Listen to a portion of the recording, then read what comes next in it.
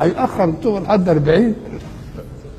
قام قال لك ايوه، فيه ناس كده الدنيا واخداهم في شره، ولذلك النبي يقول ان الله يجري يده على وجه العبد بعد 40 ان لم يتب، فيقول اما آن هذا الوجه ان يستحي.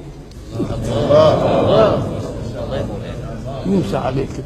وسيدنا رسول الله يقول من بلغ 40 ولم يكن خيره أكثر من شره فليجهز نفسه لجهنم.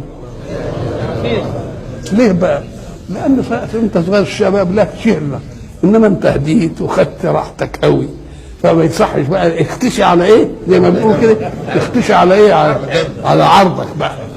إنما بقى نيجي نقول له طب ومن يضمن أن أعيش إلى 40 حتى أتوب؟